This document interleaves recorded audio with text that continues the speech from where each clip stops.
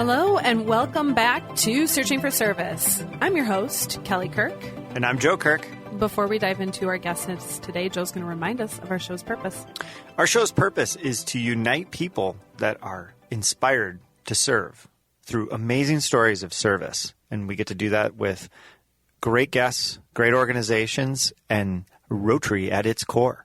Speaking of great guests, our guests today are Ian Wiliams and Justin Baker of Still Point Insight. We hope you enjoyed this episode. Let's go. I'm your host, Kelly Kirk. And I'm Joe Kirk. We'll be back.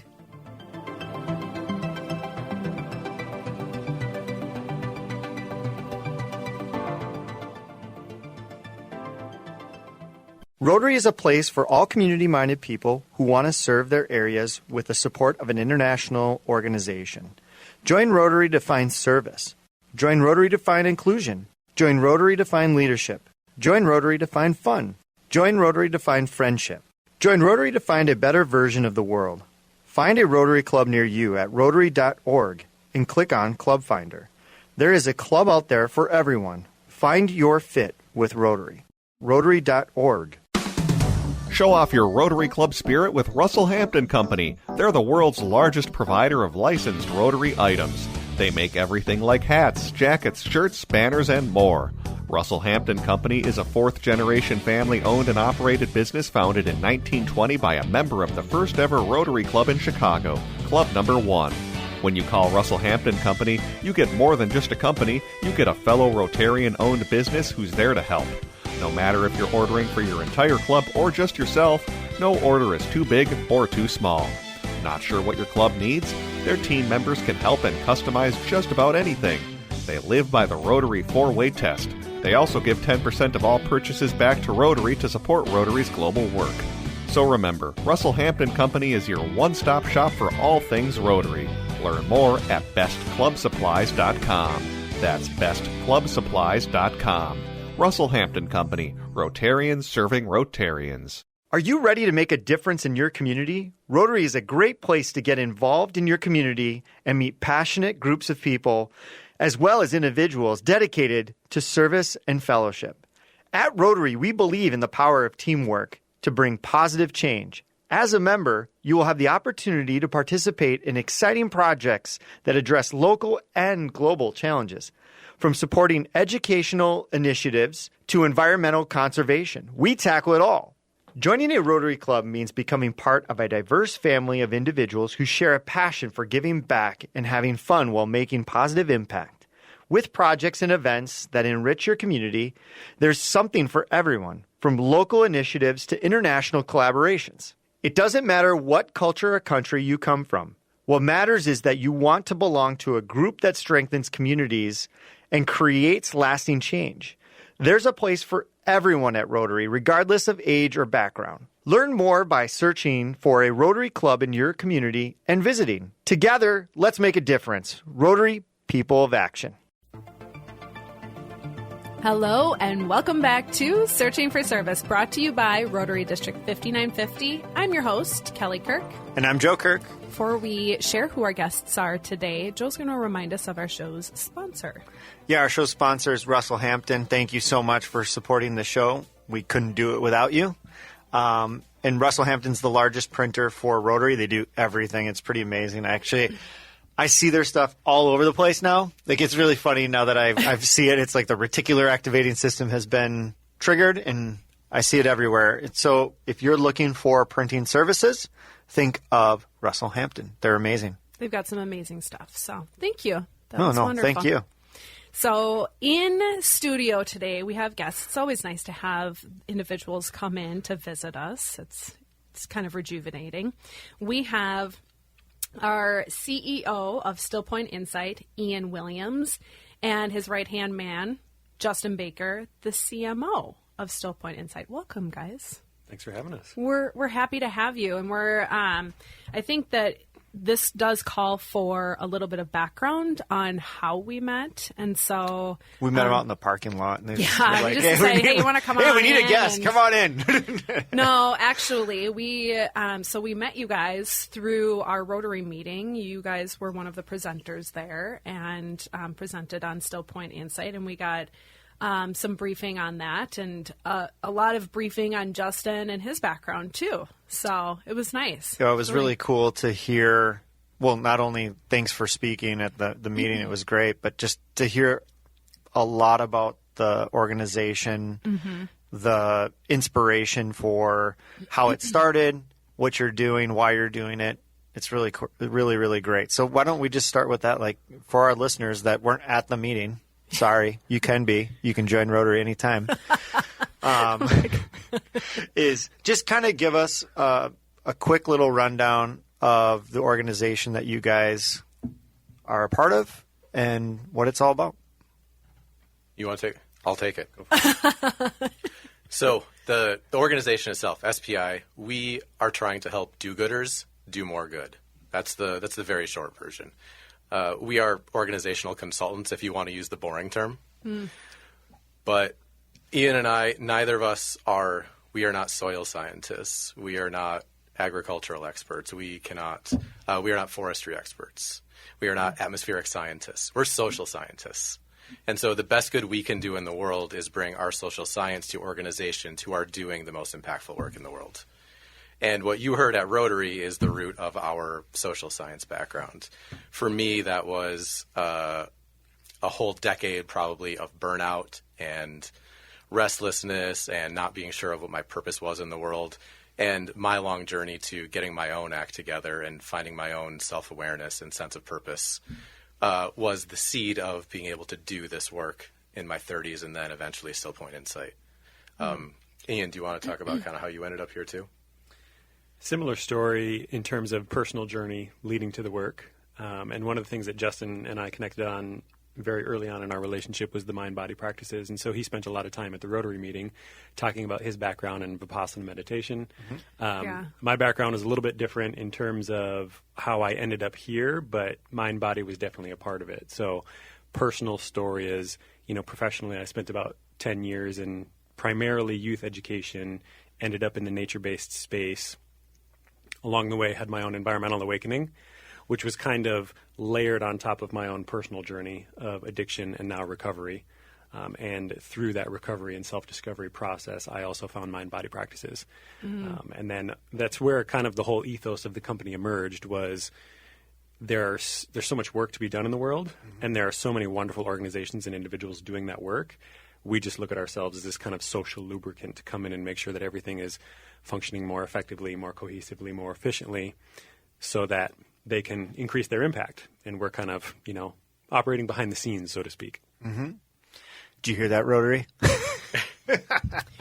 I do like that it's a different form of service, right? And so that was something that spoke to me when Justin got up and spoke on behalf of Still Point Insight, and it struck a chord with me for certain. So I approached afterwards and I was like, hey, do you guys want to come on to the podcast and talk about the way that you're giving back and you're serving? And so we love stories. Let's share a story of like one of the most significant impacts that you've seen thus far in maybe collaborations that you've done with individuals or teams or companies at that. Well, I think the lead-in that we were joking about just before the show, right? You working at Luminate. I've worked with a couple different teams there at Luminate Home Loans. And this was, what would it have been, end of 2020, right? So the interest rates are bottom of the barrel in the market and everybody's going crazy. People are buying homes left and right, and people are selling homes left and right, which also means people are selling loans left and right. And, so I showed up originally as a well-being consultant with the team there, the Kim Peterson team. They were the Kim Burke team at the time. And, Kim said, we're working 80 hours a week, and this team is giving so much to this business and this company, and we're being compensated well, but our well-being is really, it's taking a hit. And so I showed up originally as a well-being consultant, considering that was their need at the time. And it took, a week and a half to realize there's so much effort going into just making this thing move and stay afloat that the well-being is almost impossible to actually access in a sustainable way until we fix some of the work processes and systems. And so to make a long story short, over about 3 to 6 months of work, we took that team from 75 hours down to about 40 a week. Wow. And so now we've got some space to have a more sustainable conversation about well-being, right? And I guess the long story over the arc of that, the last couple of years, is that team eventually decided that they would leave, and Kim has now started the first ever 100% female-owned brokerage in the state of Minnesota. So, success story there. Fascinating. Yeah, very fascinating. And that is a success story. And I think and reflect back just being in that space. And at that time, like it did feel like as soon as the sun was rising, you would need to be at your laptop. And then it would go into the late hours. So to be able to like condense that amount of time that goes into it, and to your point, and my husband can speak to this as well, systems, processes, procedures are so critical to be able to do that. And so it sounds like that's something that's kind of the premise for Still Point Insight. Yeah, I mean, the backbone of the company has been, since the beginning, again, there's so much wonderful work being done in the world. And also being a part of mission-driven organizations over, my professional career, I just felt like there's a lot of chips being left on the table, right? Mm-hmm. Because of operational inefficiencies, or because of a lack of alignment, or a lack of strategic direction, or a lack of employee well-being and engagement. I mean, there's so many different things that can hinder an organization.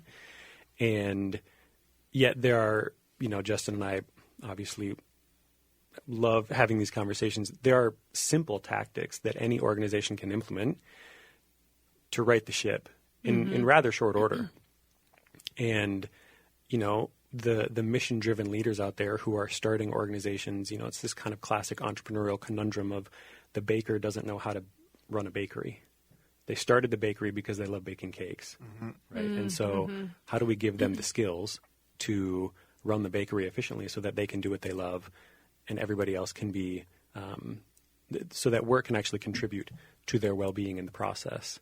And so, I was doing that well-being work at the same time Justin was doing his well-being work, and then I realized he's much better suited to do it than I, because I'm much more of the systems process guy. So, Joe, maybe you and I could have some interesting exchanges.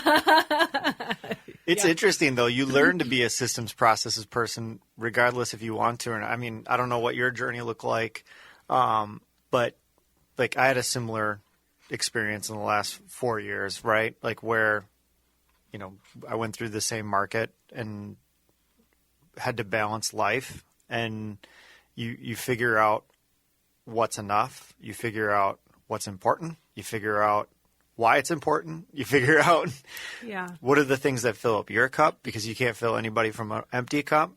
These are probably things that, you hear all the time, but it's fascinating how systems and processes are at the core of that. And I mean, it puts your mind in autopilot versus schizo everywhere. Like, because I'm sure that's what you see a lot when you go into organizations, is that there's just no concise directionality. It's just there's people bouncing around in 50 different directions, and it's not going anywhere because they're all working against each other in some way, shape, or form. Maybe not intentionally. Yeah. It's one of the many things we see. Yeah, and that is, I would say, one of our core insights as a team, that we recognize that well-being or lack thereof can often have its roots in other places, such as systems. And, that's just our personal experience doing those interactions. But one thing I want to say, if there's anyone listening who's saying, oh, man, that sounds like the place I work, I do want to say that there's nothing wrong with that. Like, this is usually something that happens when you start from that place of, wow, I have a definitive purpose. Mm-hmm. Nothing happens at all unless you can see the impact you want to have and you start working towards it. And at the point when I come to work with an organization, or the two of us come to work with an organization, they're saying, we're dying here. We're all stressed out. Please help us. Right? They've already done a lot of things right? They've organized around the impact they're trying to have. They're working hard and they're growing, and that's why this is happening. Mm-hmm. And quite often it's people who are very mission-driven and very oriented around what motivates them emotionally. Those people are often prone to not necessarily having the systems mind to begin with. Yeah. We can't be good at everything. Mm-hmm. But, that's why Ian and I exist. Mm-hmm. We understand your mission. We care deeply about it. We can just help you fill in those gaps. I mean, nobody starts an organization with 3 people and thinks, man, I can't wait till this is 200. I know exactly how to run a 200-person organization. I don't know anyone like that. I've never met an entrepreneur like that. Do you find that scale is the most difficult component for a lot of these organizations where like they started at a certain point where they were in their comfort zone, everybody had a role that seemed to fit, and then it exploded or it got bigger. And now all of a sudden they're like, I don't know how to manage people. I don't know how to keep them busy. I don't know why all of our people keep quitting. Oh, it's because you have no standard operating practices. Right. So they have no idea what to do. Yeah, I can't nod my head any harder, and I'm not sure Ian can either. Yeah. And what happens, it's not scale itself that's the problem. It's that as things scale, the roles and responsibilities change. Right? And the relationships change. When it's just the 4 of us in a room, we can run a great podcast and make eye contact with each other, and this relationship is easy, right? Then what happens when we're not in the same room together anymore? Or what happens when we hire 50 more people and they're all out there and we don't have this, face-to-face relationship every day, right? That's a completely different dynamic, and that's not how we started. And all of a sudden, my job becomes very different. I have to manage people that I'm not having this intimate relationship with. Do you find a little bit of founderitis sometimes in organizations where the founder or the person at the tip of the spear is trying to do all of the things and is kind of the root of the breakdown? That can be the case. It certainly wouldn't be good business practice for us to sit here and say, yes, we see that all the time because we work with a lot of those leaders. But the reality of the situation... Not any of you listening to this. Yeah. The reality of the situation is, to Justin's point, an organization grows, and as it's going through a growth process, the needs of the organization change, right? So to your earlier question about, is it the scale that does that? What we found is that with these smaller organizations, a big challenge as they're growing from, 1 employee to 100 is, how do we just maintain the cultural roots, right, of the startup, right, where everybody's orienting around this mission that's important to them. And then once you're going from, 100 to 500, the challenges are totally different because now you need a durable organizational infrastructure that scales. And so there's these different transition points in an organization's life, right? And to your point or your question, Joe, one of those is what is the role of the leader or the founder in that organization, right? And part of what Justin and I bring is this, we're just trying to bring some self-awareness to the organization itself and to do that in a way that not only creates a safe space, but creates a space that is conducive to leaning into that discomfort, right? And so some leaders are simply prone to being very self-aware, right? And to recognize that the way to lead is actually to serve, to bring it back to the right topic of the podcast here. And, certainly there are founders out there that might have a case of the founderitis, but the reality is at the core, they still started it for a reason, right? And if that reason was service, then we want to help be a part of that service. Well, and for our listeners, you can kind of understand why we had you guys on here. Rotary is going through a really interesting organizational shift, and it's just been so powerful to listen to you guys and present some information on, what you see as challenges as you're going into organizations, and how do you get out of that, and how do you continue to foster growth? How do you continue to acknowledge all seats at the table too? Rotary as an organization is getting younger, and that divide as an age group is very interesting. Even at the club level, but you see it play out at the district and Rotary International level where, this podcast is a perfect example. We say it all the time. This is an example of something that is desired by people our age, but we're explaining it in the meetings sometimes, and they're like, what's a podcast? But that's realistically what the barriers are, right? Is the difference between somebody that has no idea what a podcast is and somebody that's thirsting for it. And then you think about it, we have to raise money for this, right? And so depending on who's at the table for raising money, do they even understand it? Do they understand the impact? Do they understand where Rotary's trying to go versus where Rotary is? So I just want to kind of bring our listeners along with us, because I think we're like in gear 4, because, you know, we've talked, or we've heard you talk, and then we've talked a little bit before the show, is to kind of understand the purpose of having you guys on the show, and then also how impactful this can be to Rotary, just to listen and to understand that there is going to be similarities between Rotary and these examples that you're going to use, you know, throughout this podcast. So was that helpful, audience? Say yes. People are in their If cars not, right that was now, just like my nodding and saying 30-minute yes. monologue there. No, it was. I thought that was a good little tie-in, and so a good parallel, if you will. Yeah, I hear what you guys are saying, and for service organizations which are a little more decentralized, which I assume Rotary is. Yeah and no. No?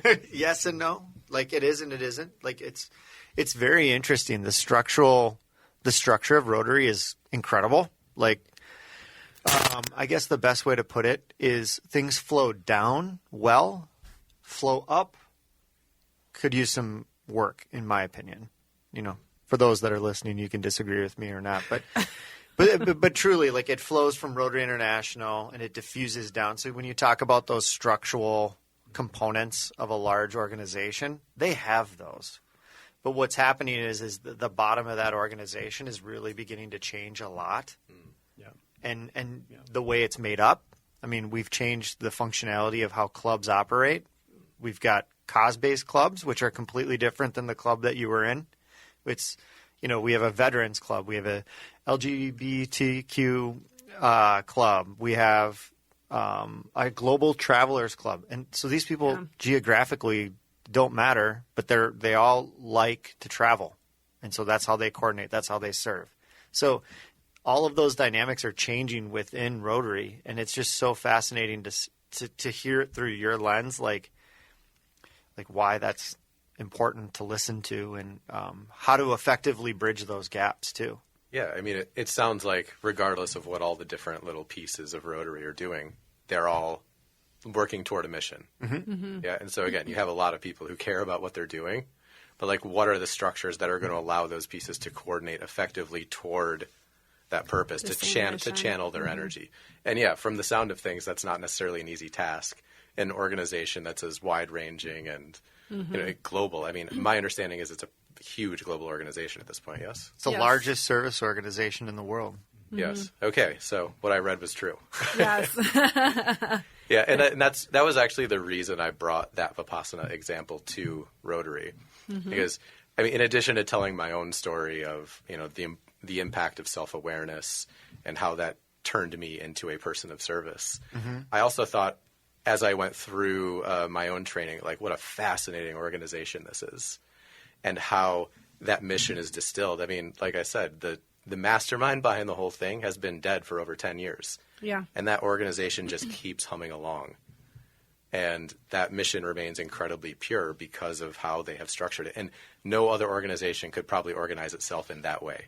I did a little bit of a deep dive into it. You did? It's like, oh my gosh, it's pretty incredible. And, We'll provide some resources too on the show page when we air this episode. Well, if you don't mind me asking, could you name one thing that you thought was really interesting about it? Well, I will say that the component of like what I was reading was that you don't pay. Like, you do not have to pay, and they do not allow you to pay until after you have successfully gone through 10 days for this silent retreat, which that in itself, like, I am actually quite interested. I haven't even shared this with my husband. I'm like quite interested with it. Uh-oh. I know. It's like 10 days. I'm like, can I afford to be gone for 10 days?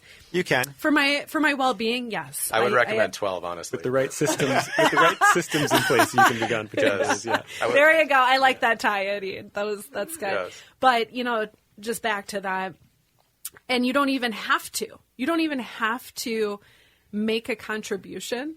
They're like, if you want to, but it's all off of volunteerism. And that's incredible.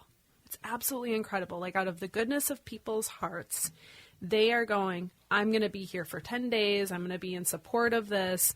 And the only way that you can like become a teacher is if you have like successfully gone through it a couple of times, right?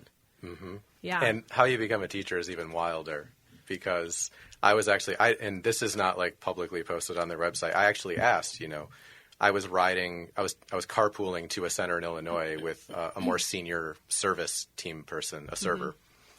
And there were the student and I who were in the back seat. How do you become a teacher? Is there an application process? And that's exactly how the person driving the car acted. Oh no! Yeah. If you were interested in becoming a teacher, that would disqualify you from becoming a teacher. Fascinating. Because that suggests that there's ego involved, that you're seeking status. Yeah. Ian is nodding his head. He knows exactly what I'm talking about. Yeah, I mean, I'm thinking about how this is something that we face often, where it's like, well, okay, you both have these mind-body backgrounds, and you both have these personal transformation journeys. How does that qualify you to do this work in an organization? Incredibly well so, by the way. Thank you. But there's an analogy floating through my head right now, which is, so if I can try and draw a parallel here between mind-body and organizations themselves. If you think about mind-body practices, many of them are around orienting us to having awareness around the five senses, right? And so we're all familiar with these five senses. And yet how many of us take the time to think about how the fact that each of the five senses is actually oriented outward, right? They're outward sense perceptors, right? And so there's nothing really well designed in the human body to observe the human body. So this is why these mind-body practices are really relevant, right? It's why they can be so powerful and transformational, because they give us the ability, the skills to perceive inward, which is an entirely different terrain, right? It's an entirely different landscape. And I think there's hopefully an elegant analogy here between the same thing that's happening in organizations, right? To your earlier question, Joe, about like leadership and these systems, and an organization isn't necessarily well designed to perceive within itself. Sure. Because it is mission-centric. Yeah. It is trying to serve, right? It has customers or a need that it is trying to meet in the outer world. And so one of the ways that Justin and I sometimes talk about this internally is like, we just become those outside sense perceptors, right? It's easier for us as the neutral third party, so to speak, to look into an organization and to understand, efficiencies or lack thereof, and maybe discrepancies or gaps, because we are not in the organization. We are not a part of it. And so that gives us a unique perspective, but it's also part of what we're trying to bring into our work, right? Is if we can build this level of self-awareness with every individual within the organization, now the organization itself becoming much more resilient, right? And so there's also this kind of nature parallel here too, right? Something I say all the time is that diversity in nature is actually what creates resilience. And so we're trying to create that diversity in a healthy way, not only within ourselves through these mind-body practices that we practice individually, but also within the organizations that we're working with. How do we create that level of diversity and resilience through awareness? It's interesting. I heard a really great quote recently, and it was regarding letting go. And he more or less he talked about letting go allows the ego to rest. And I was like, ooh. Because like I struggle with ego all the time, and I'm actually kind of a smart ass, right? Like, and I kind of play the devil's advocate side, like, I hate being right all the time, and like, whatever. And I'm just trying to be funny, but it's what's really funny is like, but there is a piece of it is like, yep, I'm right. And there's that ego component. And I bet that a lot of your work is helping people identify their own egos and how it interacts with other people's egos. Because when you have a lot of tension within an organization, it could be that you have very similar egos battling for the very same things, or they're just against, and they just don't understand each other. And so like just letting go and being able to go, like the idea when you said, I don't know if I can break away for 10 days. Like, Like your world's going to fall apart in 10 days? Like, are you giving, or do I have the permission? Oh, you always have permission. I'm going to come back to you guys enlightened, okay? Yes, follow-up pod after Kelly has completed her 10 days. I mean, in all seriousness, though, I was reading through it, and after you had come to our Rotary meeting and you talked about this 10 days, I was like, I could totally do that, and I need to do it. I need to do it. And then when I started reading through everything, I did a deep dive, and it's just over in Menominee, and it's not too far away. Yeah. And then I was like, ooh, that's 10 days away from my baby doll, our daughter. I'm like, I can do the breakaway from him. That's fine. But from her, I'm like, I'm just not She's like, sure. I actually need it. No, and we can talk man. off air more about it. But I mean, it's interesting because to kind of bring this to the realities of life now, it's like we're just kind of being bombarded all the time with all of these things, whether it's on the professional, on a professional platform, or it's on a social platform, or this or that, and you think about it, it's like our brains just need that break. I mean, 10 days. Think 10 really days. think about this. Like I really liked it reading your bio, by the way. And I'm talking to Ian. And he sent it an hour before the show. So I was well. No, it's okay. It's okay. Actually, the little secret to the show is, one of the secrets to the hosts is we try not to be too informed, because we can allow the conversation to go places where otherwise, if we're trying to follow a very succinct path, you can miss those really special moments. And look at cultures all over the world. You've got Aborigines that do walkabouts, right? They leave and they go. Think of biblical stories. You think of all of these things over and over again. People leave and come back, and they have a moment of silence with themselves, or just time with themselves, and come back. And the power around that, of that self-awareness, like what you guys are saying, is, and you think about how difficult it is to unplug from our society. Mm-hmm.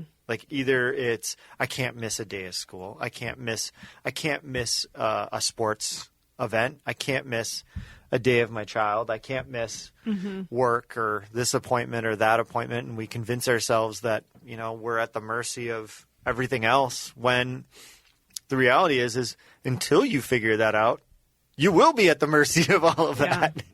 And I would love to hear just a little bit more about, how did you guys discover that in yourself? Because I'm guessing you guys both said the word burnout. That's being at the mercy of everybody else. That's burnout. And trying to convince everybody else that you're the greatest worker, that you're worth something. What was the aha moments for both of you?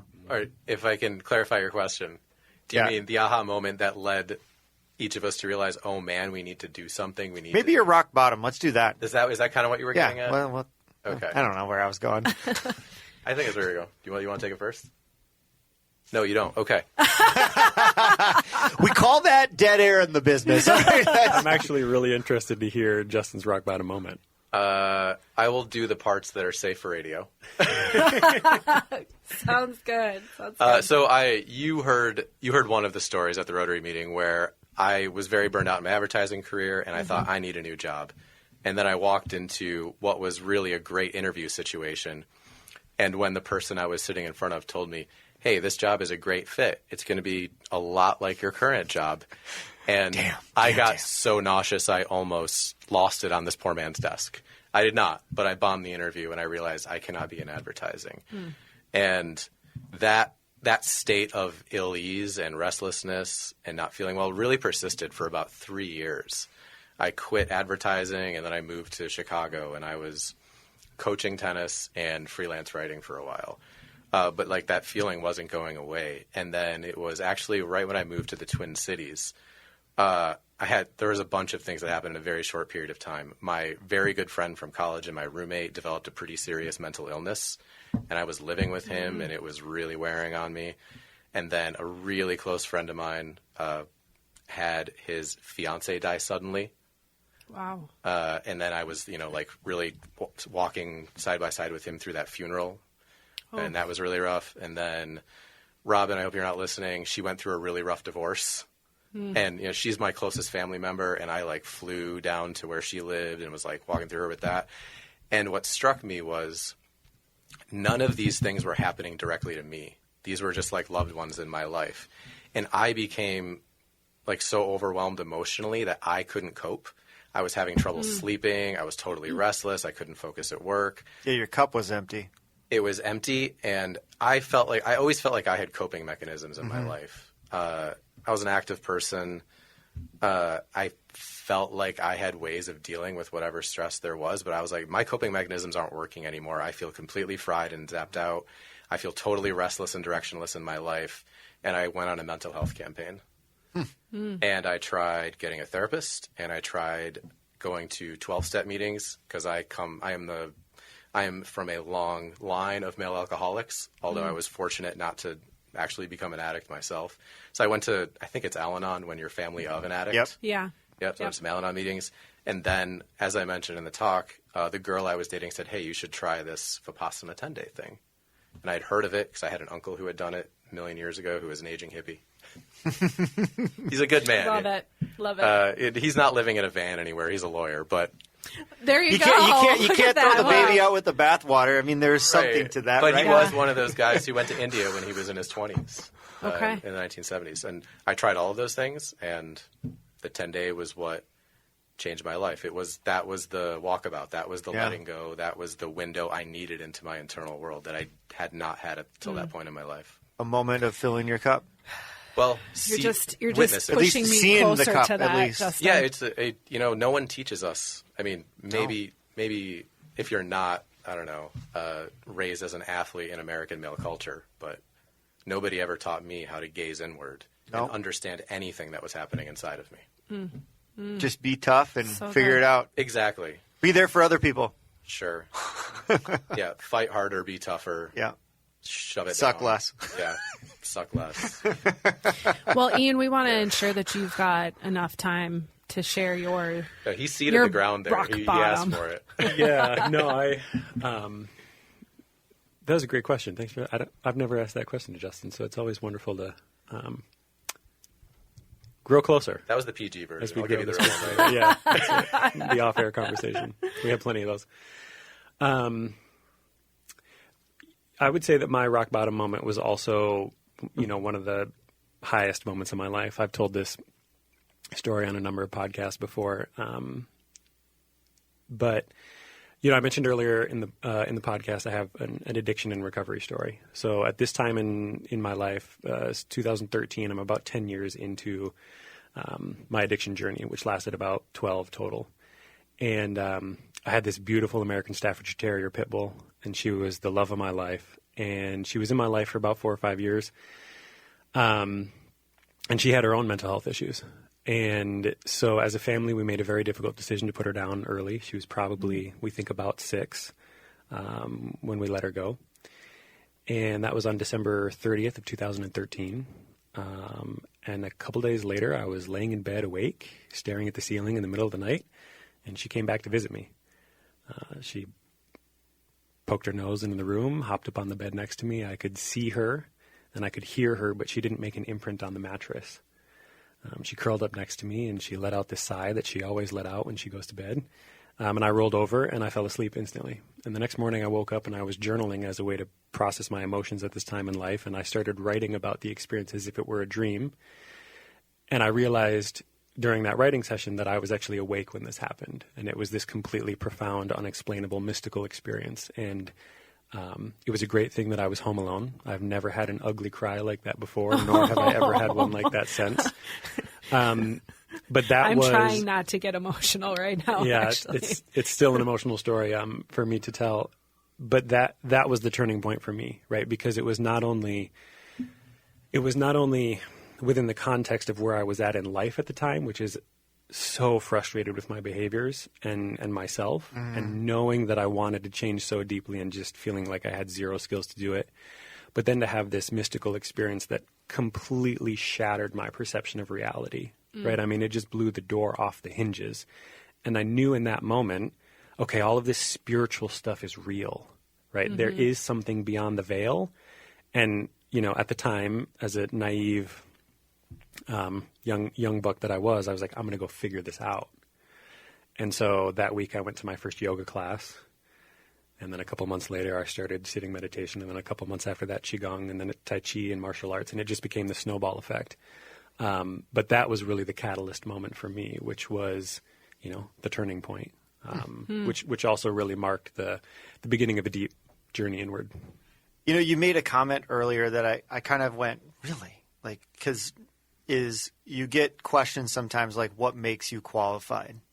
And I will take somebody who has walked through hell and figured it out over somebody that has studied every book ever made, that knows Without the much way. trials But and until you've walked it, until you've understood it, like it's really interesting. Like, I've always had an affinity for coaching and helping other people, and you know. And I remember when I took on my coach, and he's like, "You're not ready." And I was like, "What do you mean I'm not ready? I know." And he's like, "Yeah, but you haven't done it." I'm like, damn. Like, so right. And like, as I've done it, I understand why. Like, I understand today what he meant that day. And I was like, man, that's real. That's real. Like, you have to live life. You have to figure this out. You have to have those experiences. You have to be able to, because you run into people probably a lot that think they know, but they haven't walked the journey. And you have, and you can provide that spiritual insight, some of those things that, you know, the ego blinds. Like, that's a big thing for me that I've figured out in my life, is that the ego blinds you badly. Like, you talk about the veil. The ego is the veil for the individual. And it keeps you from looking inside. It keeps you from looking. And it's literally the thing that you wrap over yourself to make you feel better. But, you know, and just to kind of, like, as I can't believe we're we 38 need more minutes time. into this interview. It's incredible. We need more time. But kind of the last thing I'd love to hear from you guys is, like, where do you see this going? And, like, where do you want it to go? Do you want to have to bring in people just like yourselves in your organization one day and go, man, we're growing so rapidly, we don't even know what we're doing anymore? Yeah. I think what would be wonderful is if there were a place where we weren't even needed. Sure. I don't think we're going to get to that place while we're alive. That is what every single service group that comes in here says. We wish. Yeah. So it's so cool to hear that is a very similar goal for you guys, is to eliminate the need for you. Well, you're probably not going to do that. So I like the aspiration. So what's the next step? Like, what's the goal? Yeah. Like, what's the goal of the organization? Well, first of all, it's good to hear that that's what most service people say, and I would say that is definitely a strong indicator of a service orientation. And I'd say that is why, for instance, Vipassana servers are not allowed to be servers until they have completed the course, because it is not until after that 10 days that you have reached that particular orientation where you have overcome your ego and seen your own suffering and recognized suffering in others, and then, the only point of being here is to help alleviate that suffering in other people. That's it. Right? And when you're doing service, that's it. So how do we alleviate more suffering? For us, you know, we're very interested in working with, you know, the social and environmental impact organizations. And I think a short-term goal for us is to do something to stem the tide of this mass extinction of our global ecosystem. And obviously that's a pretty tall order too. You can chime in on this one. I mean, right now, the short-term goal is probably to extend the carbon timeline. Right? Was IPC saying like 2030 if we don't do anything by 2030, point of no return? Is that about right? Yeah, the IPCC, International Panel on Climate Change, suggests we need to reduce global carbon emissions by 50% total by 2030, and we need to get to net zero by 2050. So, you know, if you look at what that's going to take, right? I mean, sometimes we're having a hard time. Interest rates aren't coming down anytime soon. I mean, you know, probably, you know, hundreds of trillions of dollars to make that work in the end. But The tall order of the task paired with the tight timeline that we are on is something that, that's honestly what keeps me up at night, and is why this company exists in the first place. Because, as Justin was saying, we're really interested in serving the organizations that are focused on social and environmental impact, because those are the missions that we personally care about.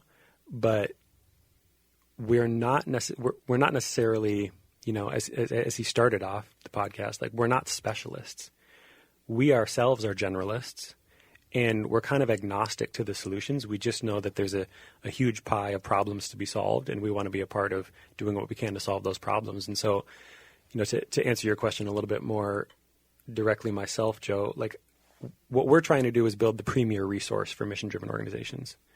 And that resource of information is not just one that is intellectual information, but we're also trying to provide experiential information, experiential understanding, right? And we try and differentiate between those two things. And so if we can deliver those skills, for lack of a better term, in a direct way or a decentralized way, right, to provide the support that these mission-driven organizations who have said this is the problem we are trying to solve, right, whether it's deforestation or farming or all of the social injustices that exist in the world, no matter what lane those people are in, the organizations themselves largely need similar support, right? And so we're just trying to provide that support, and we're trying to do it in a effective and efficient way, because if there's someone out there who's got business development experience, you might be able to call me out on bad business strategy, but we're not really looking to bring customers in and keep them for life. We're looking to work with organizations and clients that need the skills, but then they become self-sufficient themselves, right? Because there are so many organizations that need these skills. And so... and you do that enough, and then the thing that keeps you awake should actually be the thing that gives you some inspiration for humanity. Because, like, it's so funny when you said the thing that keeps you awake. I'm like, that's the thing I believe most in humanity. I'm an optimist. I'm like, when the rubber meets the road, we tend to figure things out. Like, it's always too late. It's always later than we want it to be. Okay, like, we're always the kid the night before the test. We cram and we pass it.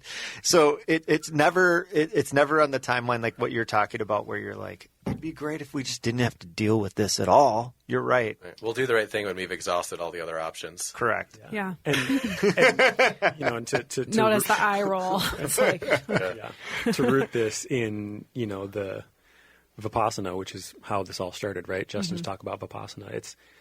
It's that ability to practice awareness, right? And to your comment earlier about how it's hard to unplug from our culture, like the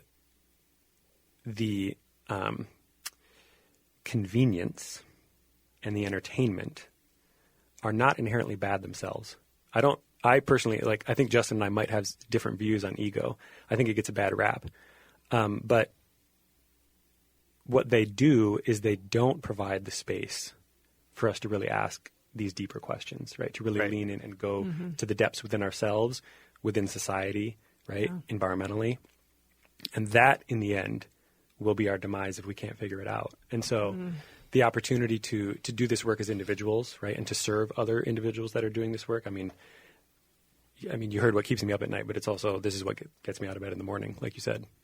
I love That's it. So What a great way to end her.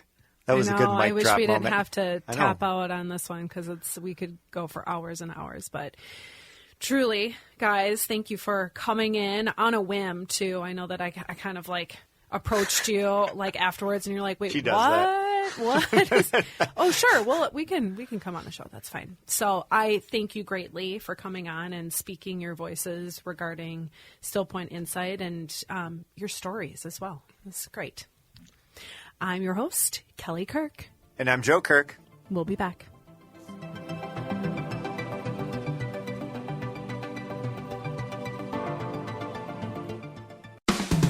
Up your game and show off your Rotary Club spirit. Did you know there's a one-stop shop for all things Rotary apparel?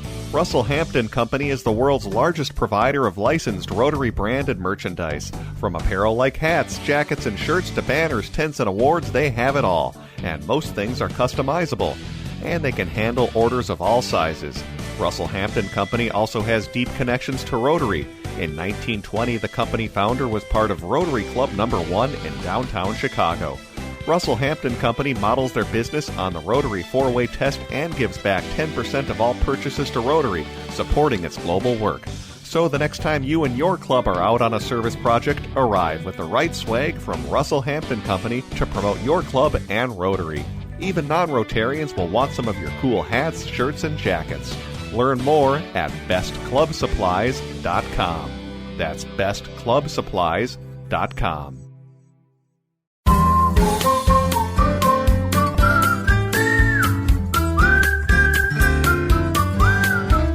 Is it the truth? Is it fair to all concerned? Will it build good? Will it better friendships?